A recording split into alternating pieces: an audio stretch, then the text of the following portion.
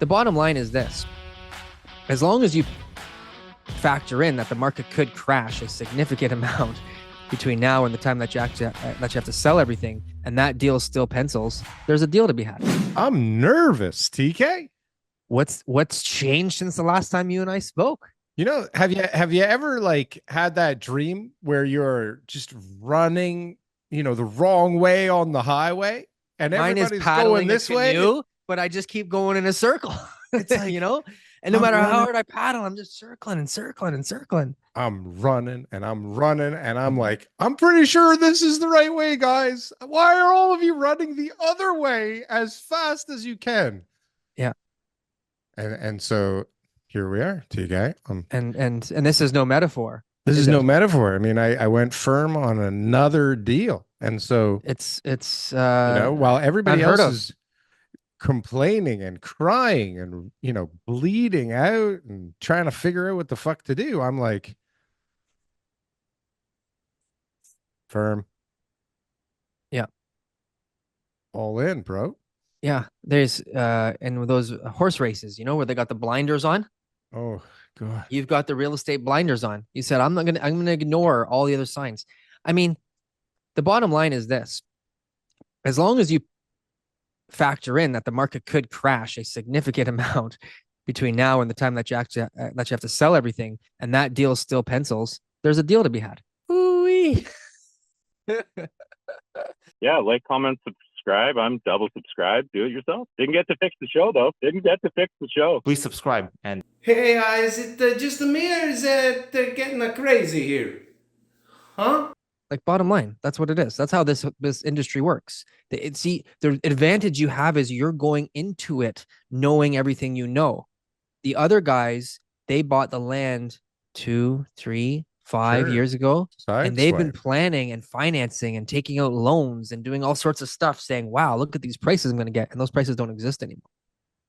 No, so but listen, regardless of all of that, okay, yes, it's true. Fundamentals are one thing. Okay. But fundamentals don't give you the bravery and the cojones and the balls that you need to go, it doesn't feel good right now, right? Because this is not about, tomorrow, right? This is not about next month, right? This is like, this is a long-term kind of idea. But you are going to make it work. That's the bottom line. Because Darryl knows how to put himself in a position where he's got no choice but to make things work. And that's the best place to be. But if you add to the mix that, like, if you're expecting maybe, things aren't going to go as well as you were hoping. Hang on. Am I on the right microphone here? Yeah. You sound great. I do sound great. Sound like I feel your good great old self. Today. I'm on top of the world. I mean, I'm not really that nervous. I'll be honest with you. I'm just hamming it up because although you'd think that you should be nervous, and of course you're a little bit nervous. I mean, things do not look good out there. But TK, it's a purpose-built rental building, and I don't care what people say about rents going up, going down, going sideways. No matter what, a rental building in this area for eternity is something that I want to have. And then if you factor in, like you said, look, I believe that I bought it for way less than it's actually worth, right? Mm-hmm. And I got a zoning review back from the city that actually proves that to be true already, which is perfect. Pretty friggin' cool and convenient. Yep. But I can afford for the market to, take a little bit of a nosedive on the deal, and I think it's still going to be more than fine. It's not ideal though. And I don't know if that's really what's going to happen. I mean, I definitely see portions and segments of things getting completely crushed. But I also, like, when I put on my future vision goggles that I store on the bottom shelf of my desk here, if I put on those goggles, I can't see a scenario where in 2-3 years we just don't have this big giant hole in the housing stock, regardless of what everybody in the comment section says. And I mean, if you want to be scared, that's the place to go. The comment section. Mm-hmm. Or I suppose the Tom Story show. Well, That's that's all from the place sort of developer's perspective on the on long-term Sundays. projections. Let's look at what's actually going on right now. Prices in Toronto fell 4.7% from the end of June to the end of July.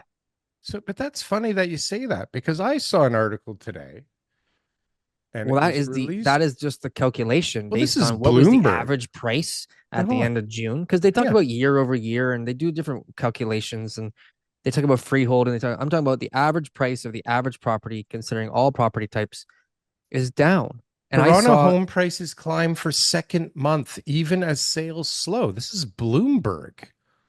Yeah. Came out on August 6th. What the hell's going on then? Yeah. So that's what Because your Bloomberg newsletter says. was like horrible. It's like scary What do you mean? as hell. What do you mean? Everything's pointing down and everything's red colored. It's all red. What do you? And then that's what it you're is. saying things like, well, I don't want to say the word crash, but words that don't come out of TK's mouth. Normally things are friggin' rosy as hell. All I know is that nobody knows for sure what's going to do. All property types, average sold price down 4.8% month over month, 1.1% decrease 12 months. Yikes. And would you equate that to 57% yearly if that keeps up? If you annualize that, yeah. Yeah, but why would you annualize that? It's just dramatic. Fear mongering. I'm just dramatic. That's all it is. Everyone thinks I'm a pumper. They don't understand I'm on the listing side.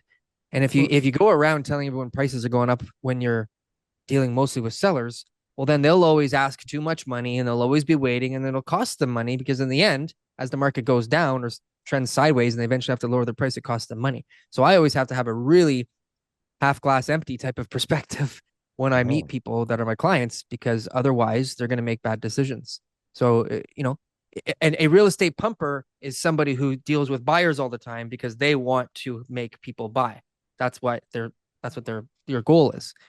But if someone wants to get people to make sure that they make the right decision and sell now before they wait 2-3 months down the road, like I got one listing right now that I admittedly did not foresee them not getting an offer at the price that they were listed at, to be honest. But 38 showings or something like that, and no offers. We had one offer and it fell through. Guy, agent representing himself, nobody there to guide him, and he backed out. He got cold feet before he brought the deposit. So I said, guys, the only option you got is to put the price on at a price that's going to get it sold. And you know what? There's 38 offers, right, no 38 showings. Showings. There's no people out there right now who came to me and said, TK, I really need to sell and I need you to do it. And, if I don't sell, I'm going to have these major issues. And I wasn't able to get it sold for them. Like, comment, and subscribe if you got anything from one of these clips. And if you want to see some more, press something on the screen here. Boom. That was good. That was good. I like that. That was good.